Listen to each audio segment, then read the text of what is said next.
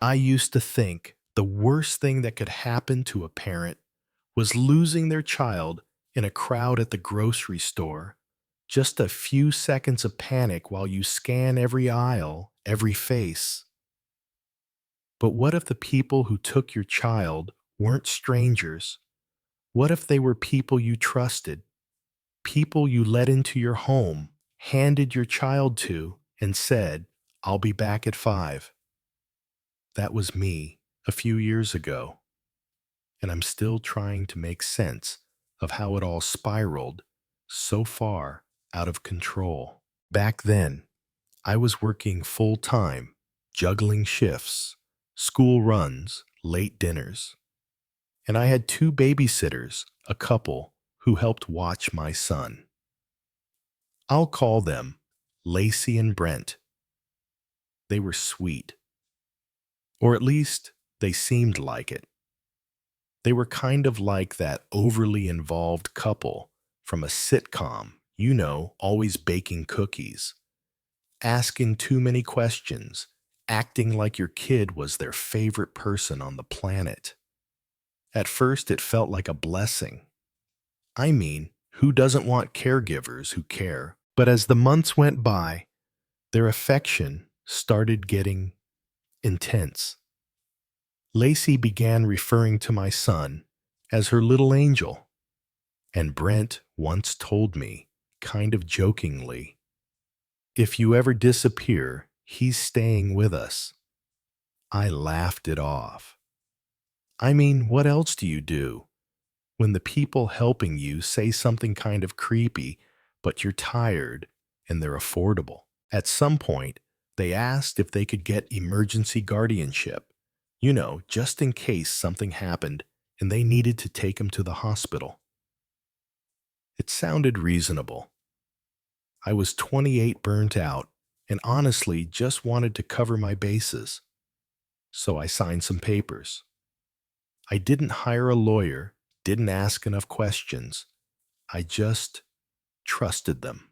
Big mistake. When I quit my job to move out of state with my son and be closer to family, I told Lacey and Brent I wouldn't be needing their help anymore. That's when things got weird fast. They started showing up at stores I went to, accidentally bumping into us. They'd try to talk to my son, even call him over. When he refused, they'd cry in the middle of the grocery aisle like they were grieving a death. They'd text me constantly asking for photos, begging for visits, sometimes just sending long messages about how much they missed him.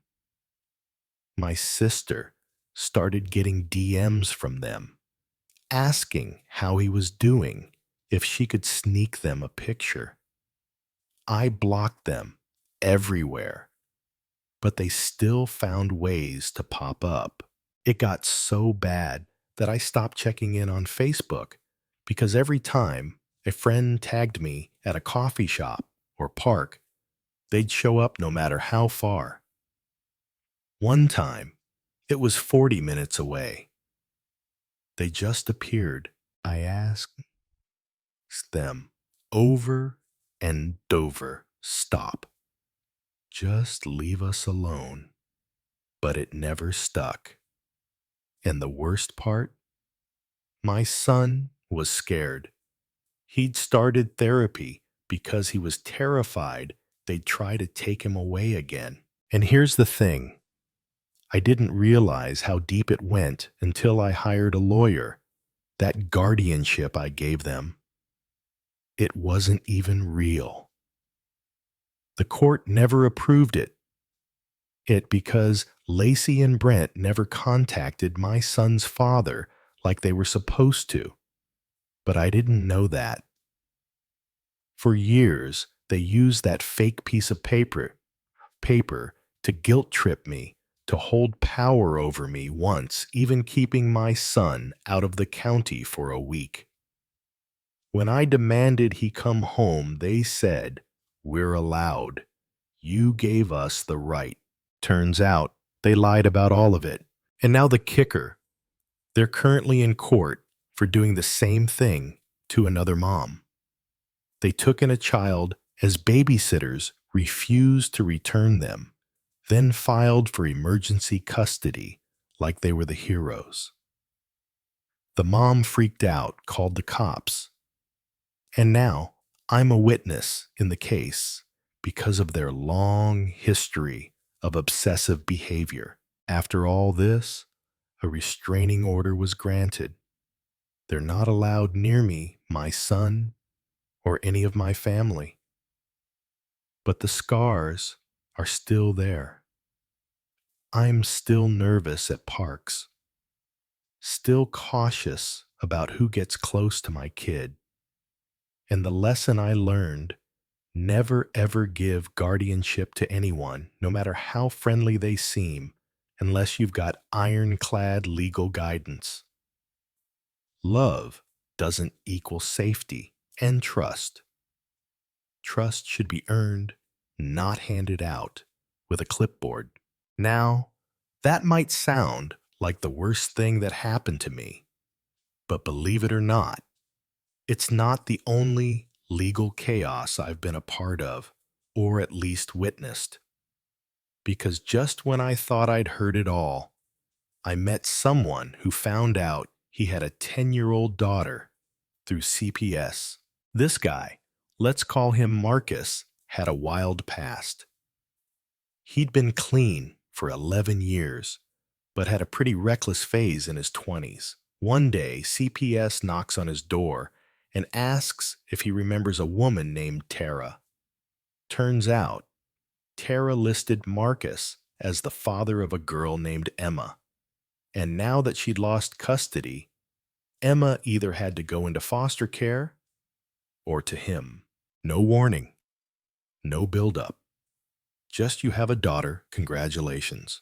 Marcus took emergency custody. He wasn't rich, wasn't fully prepared, but he stepped up. He said the moment he met Emma, something just clicked. She knew his name.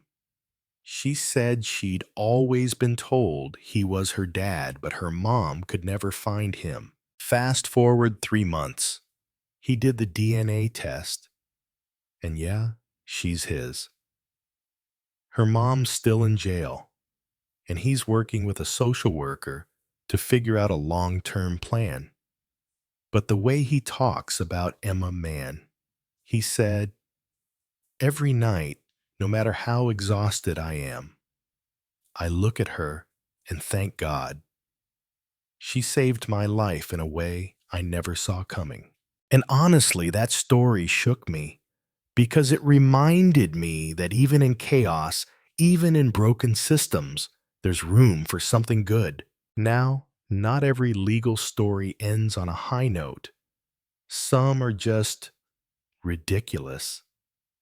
Like this guy I met, James, who got a reckless driving ticket on his own driveway. Yeah, you heard that right. James lives on a massive piece of land in Texas. Private road, locked gate, everything. He uses part of his driveway to tune up his track car before taking it to the drag strip. One night, he's doing a few runs back and forth, nothing crazy, and sees red and blue lights at his gate. A sheriff somehow got and clocked him going 160 and demanded license insurance, the whole 9 yards. James tells him, it's private property. The car's not even street legal. I haul it to races on a trailer. The sheriff doesn't care.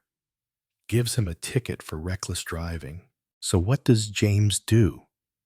He prints the plat map, gets aerial drone footage, highlights the gate fences, property, line, you name it. Shows up in court armed to the teeth with facts. Judge looks at the folder, whispers something to the county attorney, and just like that, case dismissed. James never saw that sheriff again, probably because even he knew the whole thing was bogus. But here's the kicker. James still had to fight with his insurance company afterward. because the ticket showed up on his record until it got scrubbed. That story, it reminded me that sometimes you do everything right and you still get punished. But if you stay calm, stay smart, and document everything, yeah, you can win. So here's where I leave you.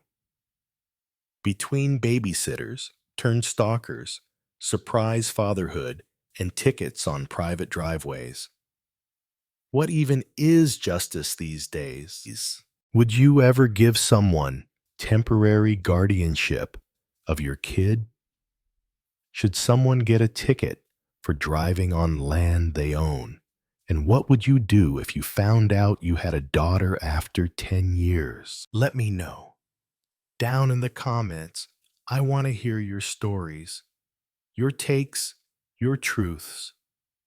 And hey, if you stuck around this long, drop a emoji so I know you made it to the end.